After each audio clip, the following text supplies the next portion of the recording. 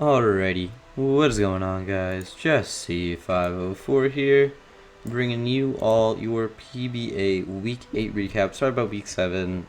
School was just annoying that week. Didn't really have time to record, but we're here with Week 8's PBA recap, which will be a little bit different, as instead of feature match of the week, we're doing Heat of the Season, 2 per division. Let's head in with the Gible, my bad. The Gible Heat of the Season. We got our 2 here. We got this Starmie set from Scrosh. It was a Starmie holding the Slackberry Natural Cure. EVs, it looks pretty bulky and fast. With Mimic, Dazzling Gleam, Recover, Reflect type. So, in reality, the Starmie ended up checking an Arctozolt, I believe. I think it was meant for something else, but it ended up checking Arctozolt, which was really cool. In addition, Mimic is always like a cool move, and especially when you pair with the Reflect type, you can end up stealing one of their stab moves, which seems really cool on paper. I don't really know what Starmie can mimic from Arctozolt, but still, Bulbeak is a strong move. And then, looking at the other Heat of the Season, we see Rotom-Mow from Shaman holding the Weakness Policy, Levitate ability, of course, and it looks to be bulky and strong. EV'd, I assume, to take some special hit, pop its Weakness Policy, and go from there. And what it ended up doing with the Nasty Plot Light Screen Discharge Stored Power set is able to beat a Mega Venusaur. People don't really expect their Rotom to beat the Mega Venusaur, but that's really what ended up happening.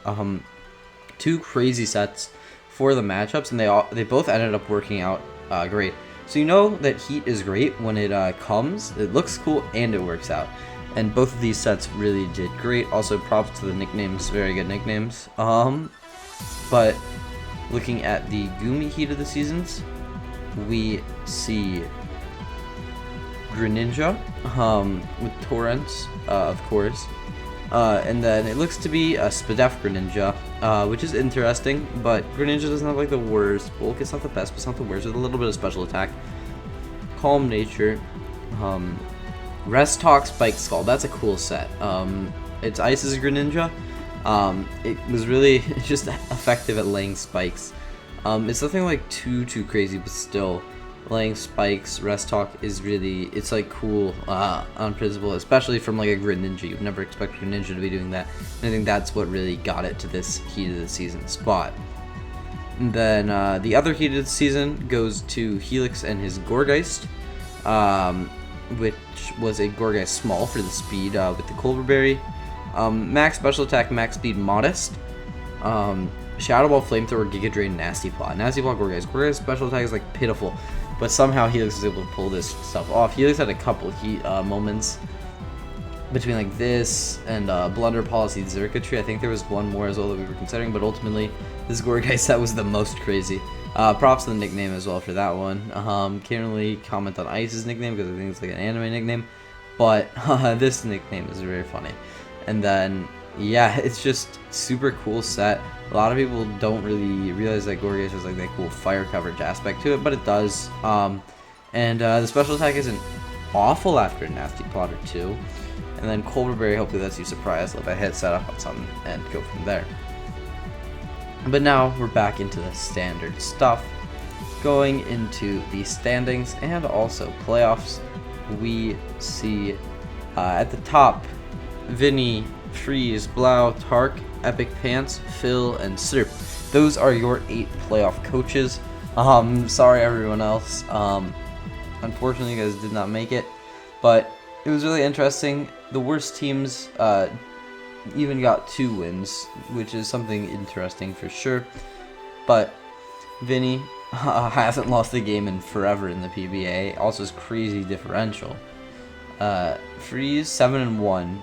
But that's possibly the lowest 7-1 differential I've seen. But still, 7-1, and when there's no other 7-1s, you take your nice second place. And then we got Blau 6-2 plus 20. His only losses were a little bit of hacks and then a forfeit loss. So nothing too crazy. And then you see Tark. Tark 5 and 3 plus 11. Epic Pants 5 and 3 plus 7. Scrosh 5 and 3 plus 5, and then Phil 4 and 4 plus 10, and Serp 4 and 4 minus 1. So it looks like 4 and 4 was what you needed to get into playoffs this season. We see Serp playing Vinny, Freeze playing Phil, Scrosh playing Blau, and Tark playing Epic Pants. This is like a very, very stacked playoff lineup from a very, very solid div. But yeah, very, very tough playoffs. If I had to give my round 1 predictions, I don't think Vinny loses this. I am going to trust in Freeze to pull out another victory. I trust Blau. And then I think Tark Epic Pants is a toss-up, but I'm rooting for Tark. I think the most likely upset would be Phil versus Freeze, but I think Freeze has played incredibly well this season, so I don't see it happening. And yeah, I think the closest other upset would be Tark Epic Pants. It's a 4-5. The upset potential is always crazy there. But yeah, I'm rooting for Tark. Fellow Americans, we must make it through this round of playoffs. Going into Gumi, we see Kilnadi. I'm not sure if I pronounced that correctly, but I know, name change. I'll do my best. And then we see Helix, Dawson, Ice, Ginger, Dylan, Halix, and Shady making the playoffs. So it looks like you needed to have 4 and 4 with a decent diff. You can be negative diff. And then just scrolling through, unfortunately Shandy did go 0-8 and Zookeeper went 1-7, which is unfortunate, but can't really do too much about it. And another very interesting thing was the Memphis Melmetals going 3 and 5, but +6, which is interesting to say the least. Positive diff, negative record. But 2 7-1s at 1 and 2, and then 6 and 2s, 5 and 3s, 4 and 4s. The biggest upset potential I see here is Dylan versus Dawson. I know Dylan eventually just sort of stopped caring, but when he cared, he was playing very, very well, and he was winning all his games. So I think if Dylan wants to care to get to the championship, I think he'll be able to do that, and I think he'll be able to make it pretty convincingly. Other than that, I don't really see any crazy upsets happening.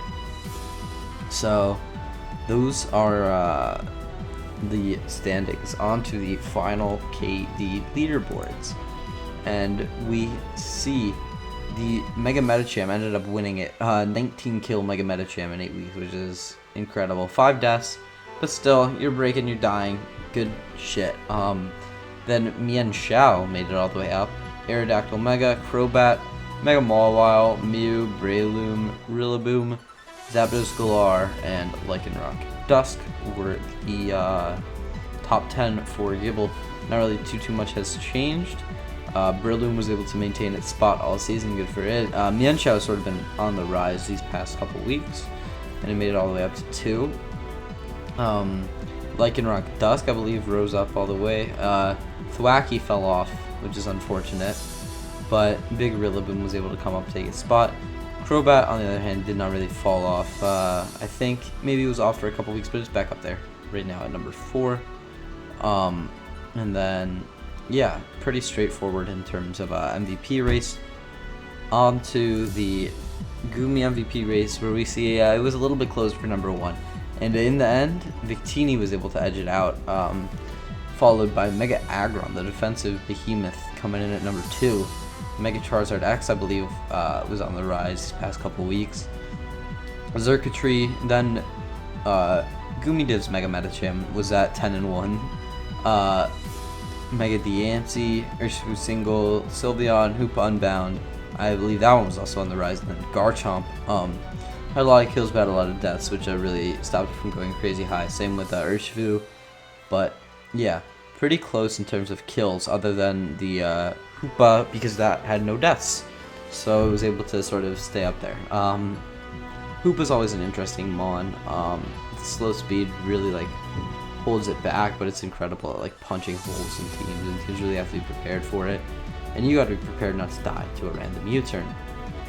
But now we have 2 other special segments going with the overall the overall standings and the combined MVP races. where let's look at the overall standings for divs combined.